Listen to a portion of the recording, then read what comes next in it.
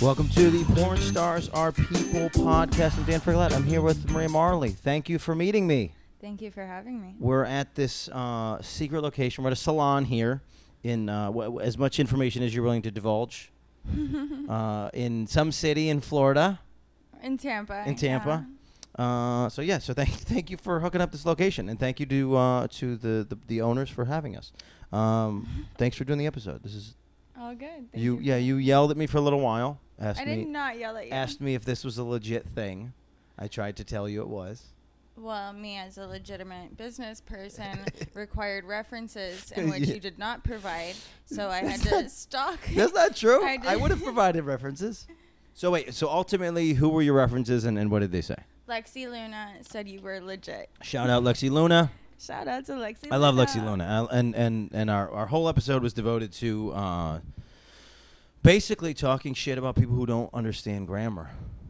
And you just dropped a big word on me a little while ago. You loquacious me. Oh, are you not loquacious? You loquacious me. You seem pretty loquacious. I'm loquacious from time to time. I'm loquacious as fuck. Sometimes I'm anti-loquacious. Okay. So you took a particular liking to the photo of my dog. What's your take on animals? Are you a dog person? I love animals. Do you have animals? Well, Are yeah. you an animal? I'm an animal. Meow. Do you have animals? What's your thing? Yeah, I have three cats. I have a Siamese named Delilah. Okay. I have a fluffy orange cat, and I have like a cat that looks like a Bengal, but it's tiny. You have every cartoon cat. I guess they're not mine; they're my roommates. Okay. But like I feed them and shit. But the Siamese. Oh, can I cuss? I'm here. Yeah, whatever you want. Oh, okay. Yeah, you're good to go. You're good to go. Does that change everything? No, I still try to like not cuss a lot, but well, okay. You can be a potty mouth. That's not going to affect our listenership. They get it. They would actually love us to go completely into the potty mouth realm, but we try to keep it on an even keel. So what's going on? So what does your life entail? What do you find is the most important like ideology to you? Like everybody now has a thing, right? They're either a vegan or they do yoga or they fast or they whatever. What's like, how do you keep your life together? How do you keep shit in order? Are you judging by my neighborhood because I live in a hipster area that I'm a vegan and I do yoga? No, are these true things though? I do not do yoga, but I do martial arts. No shit. Yes. And I'm not a vegan, but I do eat kosher. Okay. Are you Jewish? No. Why do you? What's the goal of eating kosher? It's ever since I've been kosher, which has been for over like 3 years. Yeah. I've been a lot more athletic. The food that I eat gives me energy. I lost 35 pounds in the first few months of being kosher. Yeah. Wow. Yeah. So what's your day-to-day eats look like? What'd you eat today? Oh, today I had jerk chicken with rice and chickpeas. I don't know what kind of peas were in there. It came from the Jamaican restaurant. Okay. It's a good Jamaican spot in here? Yeah. Island Crew on Hillsborough Avenue. Ooh, What's up, Island Crew? Shout out Island Crew. That's one of my them. favorite things traveling is to find those little authentic spots, whether it be a little soul food spot, whether it be a Jamaican spot, whether it be, just a fucking diner with Greek people. Like, just find the spot where they're still doing legitimate, true food. Where they're not a chain. They're not like they're serving you things that came out of the earth. Well, it's harder and harder to find now. Once I moved to this neighborhood, I live in like the neighborhood I live in because I'm a foodie. What's this neighborhood called? Seminole Heights. Seminole Heights. Tampa, okay. Yeah. It's very, very hipster. Everything's artisan, organic, handcrafted, farm to table, fair trade. What does artisanal mean? From the artisan. Yeah, I don't. What does it mean anything, right? No, it doesn't mean anything. It just a sounds bullshit good. Word. It's a bullshit hipster word, and it just. It usually goes with cheeses. Tastes better. Yeah. Artisanal cheeses. Okay, so I guess I'm not as familiar with what it takes to eat kosher as I should be. So, what's going on? What's the restrictions? What makes a kosher killing? I mean, that's the whole thing, right? Is a kosher killing? What makes that? Okay, let me explain something to you. Explain it. Women-splain it to me. Talk down to me. Okay, a lot of people confuse kosher with it's blessed by a rabbi. Sure. I'm like, if you're that uncultured and stupid, you don't have to eat kosher. I'm that uncultured. Just tell me what. Shit. So tell me what it means.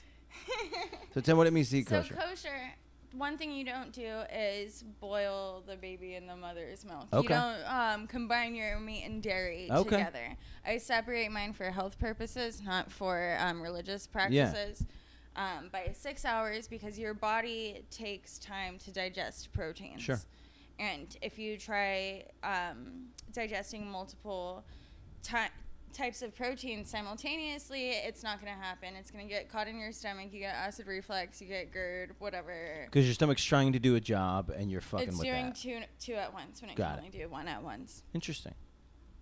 And the idea of eating food is you're supposed to feel well nourished and have energy after eating. Food should be fuel. This is exactly the thing I'm trying to figure out how to perpetrate through comedy and some of this is the idea that like it's your gasoline. I'm sorry, this isn't funny. This isn't funny at all. It's your gasoline, right? And so we're all confused about why we're gaining weight, and we make excuses as to like, oh, I'm lazy and this and that. But I really think it's one of the hardest jobs on earth to eat more food than you're able to use. You're putting real work into that day, but that we think of it the exact opposite. But if you cut out pork and shellfish and you clear your body of those toxins and you start separating your meat and dairy products, I swear you will see a difference. So I mean, you're physically fit, you look good, so like you probably don't care. But but I just changed my whole process of how I eat, and let me accept the compliment. Thank you. Recently, but so do you eat dairy? You just won't eat it within 6 hours of meat. Interesting. Dairy takes a few hours to process in your system on its own. Sure. Meat is a heavier protein, so it's going to take like 4 to 6 hours to process through your system. I do the whole 6 hours just to be safe. So you said you ate meat, veggies, and grains, so those can be eaten together, no problem. Yeah. Dairy is a whole separate entity. And I don't buy kosher meat because it's hard to purchase in Tampa. Sure. Unless you're a member of the synagogue, you're an actual real life Jewish person. Yeah, a real life Jewish person. Yeah, I'm not a real life Jewish person. Like I just eat kosher and read the Torah. But I buy halal meat where the animal is killed very similarly to the way it would be killed kosher. Sure.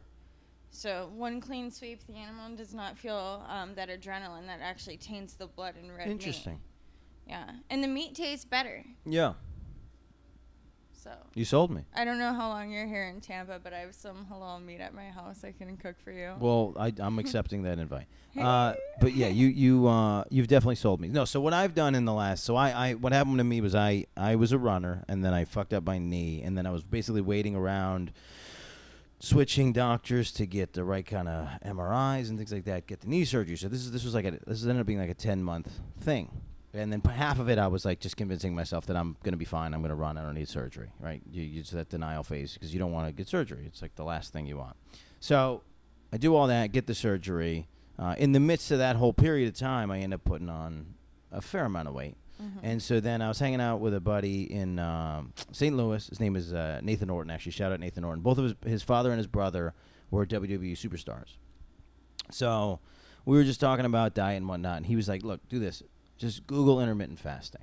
I'm not going to try to sell you on whatever, how I do, it might not be right for you. Just Google intermittent fasting. And I started reading about it, and it made a lot of sense. And the idea is that you start eating later on in the day, and you only eat for 8 hours. You give your body that time to process and do all the things it's supposed to be doing. And, I mean, he's big on this idea that, like, digestion takes, like, 85% of the resources of your body at this, So if you're not digesting, your body's actually doing all of the things it needs to be doing. Right.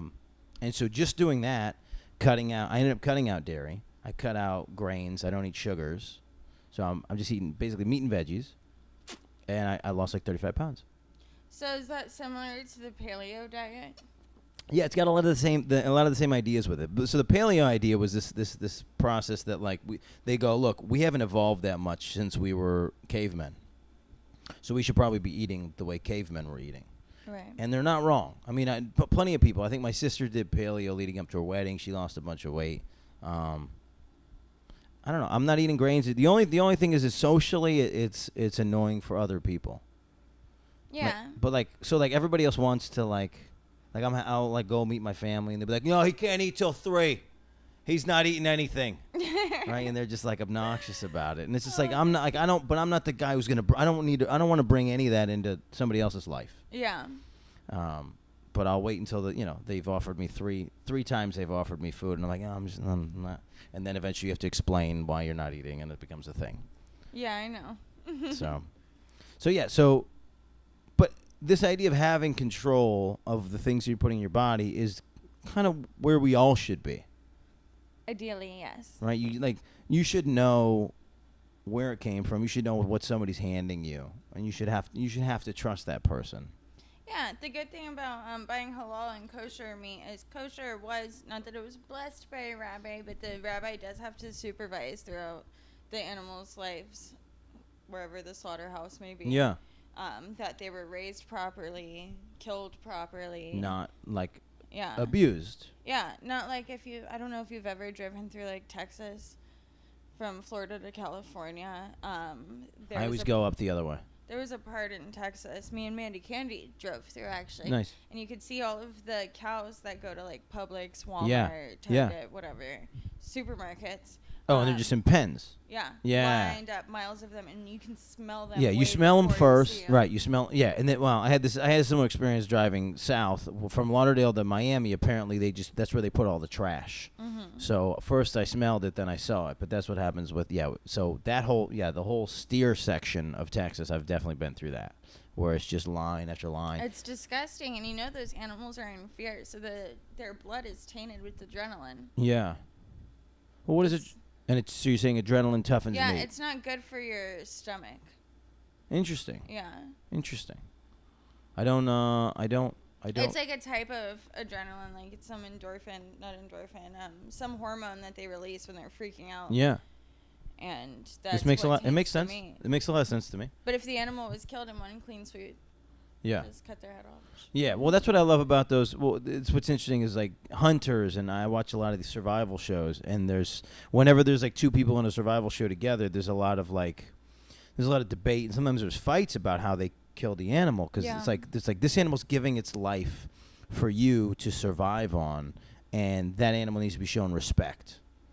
And so there's like that's where all of this came. So then take it to paleo. That's where we were when we killed an animal to eat it. We was to eat it, so that we could survive. And again, it's a gift. You pray, use as much of the meat as you can. Using the bones. You honor that animal as part of your life. You make them into a jacket, and all the things. Which actually, it's kind of creepy. Describing it now, sounds worse, but the idea is that this animal gave its life, and that you should, it's sustaining us, and you need to give that its respect. I agree. So interesting. So kosher. So there it is. That's the so that's cool. So you said you lost 35 pounds? That's insane. Yeah, I was on birth control from when I was 15 to 18 that I was supposed to gain weight while I was taking. And that didn't happen. And once I turned 18, I was obviously no longer on my parents' health insurance. Couldn't take the birth control anymore. Yeah. I started blowing up. I went up to 155 pounds. And so what were you doing wrong? It was just the hormones in my body. And I was just gaining weight. My skin was breaking out. Yeah. But I was working for Foot Mode Productions at the time. I will shout them out, and they know what the fuck they said. So this is me. I'm not sneak dissing. Everybody knows. I was working for them at the time, and as I started gaining weight, I'm also more Hispanic than I am white, so my body's built more curvy. Sure. When I'm skinny, you can still see, like, the shape of my body. Sure. Like what I'm supposed to look like. Sure. I started gaining weight and filling out to the body that I should have as a woman. Yeah. I was 18. And they stopped booking me for shoots. Oh, and they said something to you. Because I was gaining weight. Yeah. So my feelings were so hurt. Yeah. That I was like, I need to do something to lose weight. Like, I need to get this shit under control now. And my friends in Fort Lauderdale, obviously, you spend some time there. It's a big Jewish community down there. Yeah, Fort Lauderdale. I was down there with them. We had a kosher barbecue, and I was like, wow, this meat tastes so much better than, like, what you buy at Publix. Right.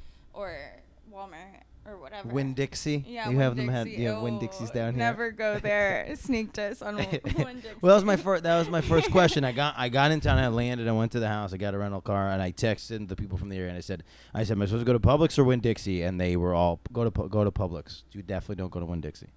Publix overprices their stuff because they put an organic label on everything. Yeah. But if you shop at like local farmers markets and stuff, it's better. Well, of course. You pay less money, but you don't have a fancy grocery experience. Yeah. But do you need one? No. Well, I would love to find the farmers market. That's the other problem when you travel so much is like trying to figure out the area and trying to figure out where all the good stuff is. So I've been making this mistake. I've been because I was in the middle of the country for the last couple tours. I could just Google barbecue and go to a barbecue restaurant, and it would be like a surprise, just incredible spot. Places like Oklahoma City, they're just awesome. Like there's a food renaissance going on there. Springfield, Missouri has some of the best food I've ever had in my life. Indianapolis is like on their way up with food. And then I live in New York, so like I can always get good barbecue. I Google barbecue in Florida. I go to the first restaurant. Which one? Terrible. I don't know what it's called. It was right by where I was living. What city? In Lauderdale. Okay. I'll look it up. And then next night I go like they served me what I assume is pork and beans out of the can. Like they just dumped it into the styrofoam. They didn't have forks, knives. They just gave me plastic stuff. Not a good experience. So I'm like, all right, that's just that one spot, of course. Yeah, and that was like the number 5 best barbecue spot in Lauderdale on Yelp or whatever. So I was like, all right, man, maybe I'm wrong. I don't know. So I'm in Miami. Then I go to Uncle Tom's Barbecue, thinking same thing. It's like number 3 barbecue Miami, like best spot, like whatever. Same thing. They basically serve me pork and beans. So I don't know that there's a good barbecue spot in Florida. I think I need to bail on it. What's that? In the South. Yeah. We have good barbecue. Where? The best places, I swear on everything, the best places you'll find barbecue are those, not to be racist, the hole in the black walls. guys make the best barbecue. That's what I was saying. Well, that's and what the food trucks. Okay, no, that's absolutely. Oh, that's always true. Food trucks are always the way to go. Food trucks are always the way to go, but the best barbecue I've ever had is out of food trucks. Yeah. In this area? Yes, in Tampa. Okay. Well, I still need to eat, so that might be on the itinerary. But yeah, so I mean that's what I mean. I was doing my Snapchat story. I don't know. Jimbo's Barbecue right now too. It's good. Yeah, they're pretty good, but it depends on who's working. Jimbo's Barbecue, depending on the person in the kitchen. Yeah. All right. If you go during the daytime, it's not that good, but when you go at nighttime, it's pretty. Yeah, it's off the hook. Yeah. Yeah, that's always the that like I said, that's always the thing. You find the guy who. That's my favorite is when like there's a spot in Birmingham, a little soul food spot. I mean, it was this size, and it was like somebody I was hanging out there for a couple hours, went to some the local coffee shop. Girl behind the counter says, you got to go to whatever. You heard of this? I was like, no. Googled it, went over there, a little hole in the wall. As soon as I get over there, I see that's a hole in the wall. I'm like, that's definitely the spot. Like, there's no way that's not the spot. I mean, they blew my mind with the collard greens. I think they did a similar thing with green bean. It was fantastic. That's so awesome. Finding these little food spots that's like a trip savior a lot of times. Like most of people come down to Florida and they want to go to Applebee's and they want to go to fucking Smoky what's the Smoky Bones? Yeah, that's all this disgusting. shit. Because that's what they know and that's what they trust. I can't do it. I can't even do Chili's. I can't even grab a drink at one of those places. No, it's not good. There's nothing in the food. There's no food in our food. I'm way too much of a foodie to deal with all that. There's no food in any of that food. All right, so outside of food, so martial arts is interesting. Yeah. Were you doing this as a child, or you just picked this up now? Good question. I started karate, Nippon Shorin-ryu, in 6th grade, and I made it to a yellow belt, white stripe. Okay, you got to catch me up. Just like with the kosher. I don't know. That good. Okay. Yellow belt with stripe isn't very advanced, but for middle school that's okay. What drew you to karate? My father is a sensei. No shit. Yeah. So how come you waited till you were in 6th grade? Well, Okay, so let's just tell everybody. My parents divorced when I was 4, so I wasn't around my dad. Okay. And he was also in the military and sheriff's office and Freemason, and I don't think I'm supposed to say that. All the manly stuff. He did all the manly things. He's the only ounce of white blood I have in me, and it's American as fuck. Yeah. Okay.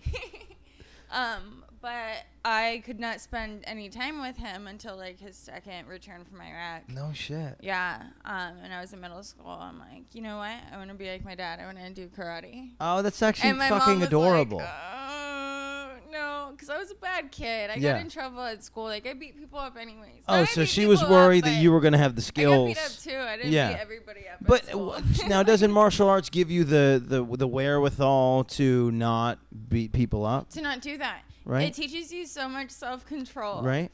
I swear until I was like 18, I had zero self-control. And even with my dad training me karate for a little bit, my technique got better, but my attitude did not. Sure. Well, because you were like a little shitty teenage girl, and and it's just kind of how it works. And I did it for a little bit. My mom was like, "No, you can never train her again. She will not do karate." Oh, this is like a movie scene. Yeah, you will never train my daughter. Something happened in the bathroom stall after orchestra class. After I had some martial arts training, and I got in trouble. I was the one that got in trouble after martial arts. You got in a little scrap. You got in a scrap with somebody. A girl tried to give me. Never mind. No, we're already in it. Tried to give me a swirly. Okay. Did he give you a swirly? What year is this? What do you mean? That's not. But how old are you? In 6th grade, I was. Now, how old are you now? You're in your 20s, right? 23. Yeah, dude, a swirly? That's insane that was still hanging around. I was friends with her too, but we had just got done like vandalizing the bathroom and No, shit. swirlies was like my parents' generation. The fact that somebody's still giving swirlies. Is it called a swirly? In the 90s. Yeah, they hang you upside down and they flush your head. She didn't hang me upside down. She tried to shove flush my your head in in the toilet. Yeah. And I got pissed off. Yeah. We just got done vandalizing the bathroom together. Oh, you were boys. I don't know how better to put it. You were girls, and then she and then she turned on you. That's fucked up. She turned on you we vandalized the bathroom, and it was really pretty, and all Sharpies. And what'd you guys write? It was just we were drawing pictures all over the bathroom stalls. Nice. And somehow, like, she tried to flush my head in the toilet, and as soon as she pushed her head in the toilet a little bit, I freaked the fuck out, and I just snapped on her, and that was after my first little taste of martial arts training. So my first taste of blood. So you fucked her up good? I'm not going to talk about it. She's my friend now. You fucked her up good? She's my friend now. Yeah, no, but you guys both know that you fucked her up good. I got in trouble. Yeah. So it was enough. So they looked at the both of you and they go, obviously, you need to be punished. They called my mom and she told me I could never practice martial arts again. Yeah. So I didn't such things. Until now, and now you're back in it. No, yeah. After I turned 18, I didn't have the money for martial arts when I was 18. Yeah. I was a fucking hairdresser. Yeah, who does? Like I was not making it. Yeah. And then. So what? I don't know. Is it a branch? What branch of martial arts? What branch of martial arts are you pursuing? It's funny. I train unlimited martial arts. So what does that mean? I do. My favorites are Taekwondo, Jiu-Jitsu. Yeah. Wait, in this order. Okay. Kickboxing, Taekwondo, kickboxing, MMA, and Jiu-Jitsu. Well, you just changed the order. In that order. Well, you just changed it. So which one's? That's what I was telling you. So which one's first? In that order. Kickboxing. And then Taekwondo. And then Taekwondo, kickboxing. Oh, Taekwondo kickboxing is a different thing. Yeah. That's where I was not understanding. That's a whole different class. Got it. And then MMA, and then Jiu-Jitsu. And then Jiu-Jitsu, and then Taibo. No, Taibo. Do you remember Taibo? You don't remember Taibo? So this is our age gap. There was a guy named Billy Blanks. He was like a stunt man, and he came out with a workout program. This is one of the first fad workout programs that was like a kickboxing program. It was called Taibo, and it was his program, and fucking people lost their minds about it for a while. It was and then there was you remember the Gazelle? Do you remember that guy on the Gazelle? I don't know which fad. I wasn't allowed to watch a lot of TV when I was growing up, so what was the insane don't one? Pop culture me. Okay, no more pop culture. Insanity workout. That was the next one. That was the next one. T. Yeah, he was the next one. So what he decided to do was pick up where those guys Taibo and this Gazelle guy left off. So I'll give you an idea. Taibo. Oh, wow. So that's where Shaun T got it from. Yeah, well, he saw that you could make $1 million by making a workout video. Yeah. And branding it properly. I had the biggest crush on him. Really? I'm trying to think of what he looks like. I probably wouldn't have tried Insanity or P90X. He's good looking. He's obviously in shape. He's black. He's black. Billy Blanks. Billy Blanks is a dark dude. Dark skinned dude, yeah. You gotta check. Look up Billy Blanks. Yes, sir. He's old. Are you gonna do it right now? He's old now. Well, no, because it's gonna. I don't know. Remind me later. No, look it up. It'll actually be interesting to see what your reaction is. Yeah. To Billy Blanks. To Billy Blanks. Shaun T. So what happened? So Shaun T did the Insanity workout. Then he sold sold out of it, and then he started whatever the next fad workout was. These guys they just keep doing the same thing over and over again. That's what the Brita guy did. The Brita guy made a Brita. The Brita guy made a Brita, made $1 million, sold it to a bigger company, and then started another company that did the exact same thing. Mavai. He started a company called Mavai, and it was the exact same thing. It was purified water. No, that's a different one. I don't know what you're talking about. It doesn't matter. I lost you at Brita. Okay. I just got your message. I lost you at Brita. Okay. All the lights are off. Well, it worked out. We're inside. Did you look up Billy Blanks? No. Yeah. Listen, we're all gonna sit here and wait for you while you. I'm looking up Billy Blanks. While you look up Billy Blanks. What'll be amazing is if his name's not Billy Blanks and I fucked up the whole thing. Like I fucked up the whole reference. I could see Billy Blanks doing porn, honestly. Billy shoots blanks. Billy Blanks, yeah. No, I think it would be Billy never shoots blanks. Would be the. No, because you don't want to be like that porn story that gets everyone pregnant. Is that a guy? No, I just made that up. No, he'd be like Prince Charming. He'd be great. Blanks. You want them to shoot blanks because. No, I don't know. I think there's a Wait, there's a Billy Blanks Jr. You know, maybe him. Let me see. Messed up because. Let me look up. Oh, is that him? I'm gonna put in Tybo. That's Daddy. Yeah. That's him. That's what I'm talking about. Yeah, Billy Blanks. Yeah, he's old now. Oh, who's this weirdo? Oh, is that his brother? Yeah, so he's a martial artist. I don't know. Yeah, you should know this guy. Tybo. Tybo's a legit martial art. So this was the. Here it is. This was the workout plan in the 2000s, really. When you were beating that girl up and getting a swirly, Billy Blanks was running around the universe and making millions. So. Oh my God, he looks so funny. So okay, so what else? Oh, so let's ask that. Have you ever bought anything off of an infomercial? No. Have you never been swayed by one of those ads? Slap chop. No. Okay, the ShamWow. When I was little, Sock and Boppers. A Sock and Bopper? They had a commercial. Which one's that? Sock and Boppers. But that's not an infomercial. Sock and Boppers is I'm thinking of Skippo. Shit off in an infomercial. What is this? What is a Sock and Bopper? Sock and Boppers, Sock and Boppers. No, I see you singing the song. But what is a Sock and Bopper? You didn't have those. You don't look much older than me. I'm 35. What is a sock? I'll take that. I'll take that compliment too. I'll take that shit. What is a sock and bopper? Those are the gloves, the punching gloves. Yes, you do know. I know some things. Well, I thought you were talking about Skippo. I remember. You don't know Skippo. Skippo was a card game. No, Skippo was a card game. What was the one where you put the thing on your ankle and then you skipped and it counted? What was that called? Skippo was my grandma's favorite card game. Actually. The skip. Something about skipping. I'm like the ultimate 90s baby. I should know that. Did you grow up? So you grew up right on the cusp of like not having athletic toys anymore. Like one of the things that we actually had that we enjoyed were like jump ropes in my era. In my day. We had jump ropes with the fucking plastic beads that look like noodles. The plastic beads that look like noodles? Those cheesy jump ropes. They come in like red, white, and blue. No. Oh, yes. Yeah, yes. we had those. They were right, and they hurt. Yeah. They hurt if you hit somebody with them. When it's twisted around you. Yeah. Yeah. Now use the speed rope. The speed rope is it's basically all it is a piece of wire. Yeah. No, thicker than your headphones. It's like a rubber wrap wire. It looks like this. Yeah. Yeah. Thinner than that. More like close to your headphones. Well, it's not that thin, but if yeah. there was like a happy medium between your yes, microphone I'll agree cord with that. and your Yes. headphone cord. So this is the Goldilocks. Okay, this one's too big, this one's too thin, and there's one that's just right, and that bitch is sleeping in that bed. So yeah, the speed rope that hurts too if you accidentally hit it. Oh yeah, I've been whacked with the speed rope. I bet you have. So What do I have? So I have one in my car. I always convince myself that I'm going to jump rope, and I never do. When was the last time you jump rope? Be honest with me. Like last month. Last month, yeah? Yeah. Is it part of the martial art training?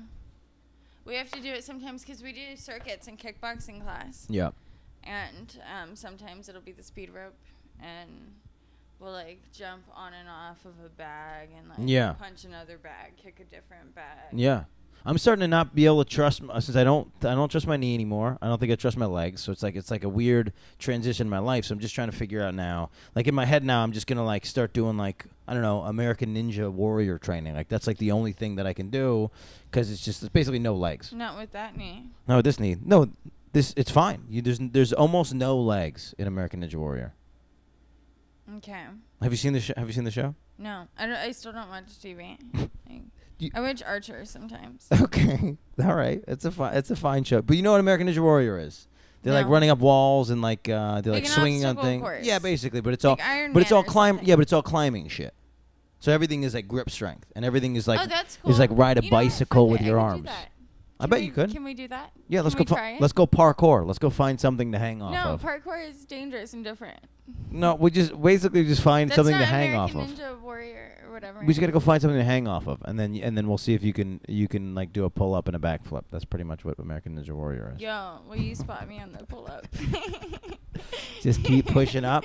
So I just did 100. As long as somebody pushes me up every time. I still need someone to spot me on my pull ups. You don't have one? You don't feel. Can you get one? You get one pull up or no? Not even one? It depends from what. What do you mean from what? It's like super up high. I can't like. No, how high it is has nothing to do with whether or not you can pull yourself. That doesn't. No, if it's a lower bar, I can do it. I can't hear you. Oh, if it's a lower bar, I can do it. I was using my hands to talk. Yes, you're showing us. Again, go check it out on YouTube. Demonstration. The act out was tremendous. So we'll go eat halal meat, get the barbecue, and do pull-ups on a street sign somewhere. You don't want to ask me anything like personal. What? Whatever you want. I mean, I'm open for it. I don't know. So here's always the line that we try to figure out is like in this business, both my industry and yours, there's a certain amount of anonymity that we're trying to maintain, right? So it's like sometimes as a comedian, you don't necessarily want the crowd to know that you have a girlfriend or don't have a girlfriend because you got a scope of work over a period of time, and sometimes everybody knows I have a boyfriend. He's probably gonna walk in here. So okay, so there's that. So is that? I mean, are these the things you want me to ask you about? Yeah. Well, let me ask you about Salvador Dali, because that was my favorite artist, and he's all over your arm. Oh, my God, not about my tattoos. You can ask me anything else. Well, not about the tattoos, but what is Salvador Dali?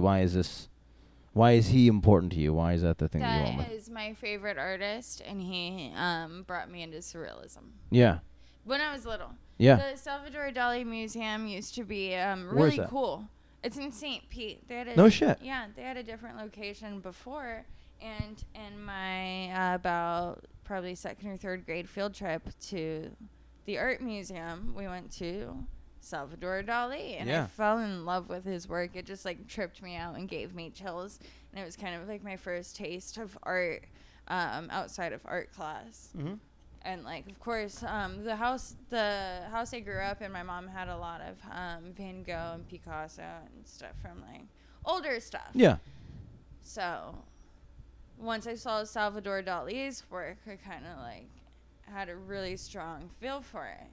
My parents were like, "Oh, only criminals and sailors and biker gangs have tattoos." Oh, okay. And I was like, "Oh, well, if I'm gonna get anything tattooed on me ever." This wasn't my first tattoo, but I was like, I want one of those melting clocks from Persistence of Memory. Yeah. I didn't know I'd have a whole sleeve out of it. Yeah. No, it's fantastic. Yeah, so that explains that, and I won't go into my tattoo. He's my favorite. He's my favorite as well. So I got to college, and they sign you up. When you first get to college, they sign you up for a bunch of classes that you don't have a say in. One of them was an art history class, and I ended up taking that all 4 years and just kind of made that like a minor. It didn't have any value in my life other than the fact that I can rock the art history question in Jeopardy, and it showed me a lot of what's a lot of, I don't know, just having that background is crazy because it really does show you through the eras of time what we thought was good art and what we thought was important, and there's something crazy about it. And then for me, surrealism was always the thing. I don't know why. I love surrealism, but especially Dali. Like, out of all art, I like other... I don't know. I'm so sorry. I talk with my hands all the time. Anyways, where are you from? I'm from upstate New York.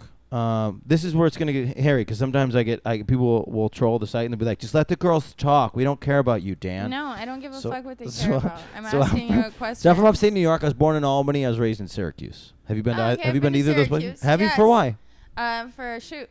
No shit. Yeah. Very cool. What'd you think? I was on a road trip with another model and we just stopped in Syracuse around New York. Yeah. And just took pictures in the polluted lake. No. Never mind. I did not. What was gonna happen? You keep starting and stopping. Because I don't want to be an asshole all the time. What happened? What? What were you gonna say? Nothing asshole like if that's. Just remove the asshole part. You can tell the story without you being an ass. No, I can't. Okay, fair enough. Next question. Okay, so I didn't ask any questions. So that's where I'm from. You said you're from here. You grew up here, raised here. Are you ever gonna leave? Oh, Tampa? Well, I travel full time anyways. Yep. So, because I'm always gone, I appreciate Tampa more. Yeah. And I appreciate my community more. I can relate to that. Like, everyone watches everyone's back. Yeah. And you don't get that a lot in other places. Yeah, I agree with that. So. Well, that's cool. I grew up here. My life is here. My friends are here. I still have the same friends I had in elementary school. Yeah. Like, I've developed everything I know here, but I've also traveled my whole life, and I continue to travel full-time for work now. Yeah. So I always appreciate coming home. I at least need to, have my bed somewhere and have my groceries parked somewhere. Yeah. And, keep my car parked somewhere. Yeah. I have to have a house somewhere, even though I don't stay here all the time. Yeah, there's something great about it. Just being able to come home. Yeah, even now, so I'm staying at this place in Lauderdale. It's my cousin's place, and he's not there, and so I have this house that him and his mom and his sister used to live in, and it's just a big place for me, and it makes me feel weird and lonely and whatever. And it's like I never feel that way when I'm at my place because it's home. There could be a ghost. No. Well, here's worse. Fort Lauderdale's kind of creepy. Well, there was something on the roof the other day. I still haven't solved it, but I was talking about it on one of the other episodes. But I woke up at 5 a.m. to nails and footsteps on the roof, and it's a one-story house. So somebody was up there, something was up there at 5 a.m., and I haven't solved the problem. I don't know whether it was... So his old house used to have peacocks on the roof, and they would just cheer, they would caw and whatever, the whole thing. So I don't know what's been up there, but I was freaked the fuck out. But there's just something to having your own place, and that's your spot. So I'm never weird or creeped out or lonely or alone when I'm at my place. But then just out here, it's I don't know, man. Sometimes you get caught up in the fact that you're just fish out of water. That's so sad. I feel bad. I want to help you. You're fine. You're helping me. We're making content for the internet now. Okay, this is what it's about. Hey, internet. So what else, man? So you can beat me up. That's a fact. You have you ever hunted? Have you ever killed anything? Do people do that down here? I am not a hunter. Yeah. My stepdad goes hunting. Sure. He's a redneck though. Yeah. So that's So I drove through some interesting parts of Florida on the way over here. So from what I can tell, St. Augustine's a very cool, fun little town. Orlando is, that tourist nature thing. I know some people from Satellite Beach area. Lauderdale has a weird, I don't know, it's got a weird vibe. Miami is its whole thing. Tampa seems fun. It's beautiful. And I was in St. Pete today. I haven't seen Sarasota yet, but in the middle of Florida, when you're trying to get from Lauderdale to, I guess, Naples, it's just kind of nothing. It's random farms and then just sort of marshland and then closed down alligator huts. Sounds about right. So it's an interesting... Alligator Alley? Yeah, I don't know. Are you sure you weren't there? I don't know. What is Alligator Alley? Okay. Be careful. There were signs that said Alligator. I mean, I was in a car, Okay, so I'm fine. So between Tampa and Miami, you take Alligator Alley, which please do not speed ever there because they have the most police traps in Florida. Oh, yeah? Everybody gets pulled over in Alligator Alley. I haven't seen... So even if you feel like you can go really fast because there's no other cars on the road and you don't see any cops, doesn't mean there's not cops. They get everyone. I haven't seen... That was the other thing I was thinking today. I haven't seen cops yet in Florida. As soon as you start thinking that... Yeah. Whoop, whoop. Oh, speaking of which... yeah. If Officer Love Muffin shows up, he'll be quiet. He'll be quiet? Yeah. Oh, I don't... Yeah, I'm fine. He'll just be showing up. Yeah. You told him to come? He should come? Well, not till we're done. He should be in his car until we're done, but sometimes he's a curious guy. Yeah.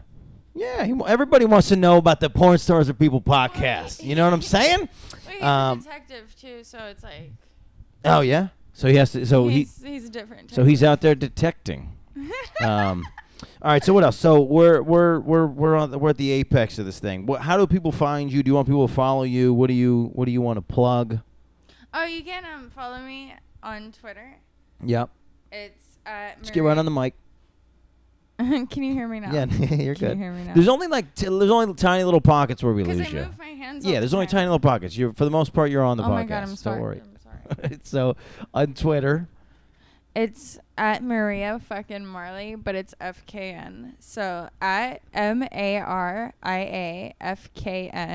MARLEY, like Bob Marley. Yeah. Maria Marley. That's Twitter. Yeah. That's all I got. That's all you got? No Instagram. There's no Pinterest. There's no. Shout out my clip store. Yeah, whatever you. Yeah.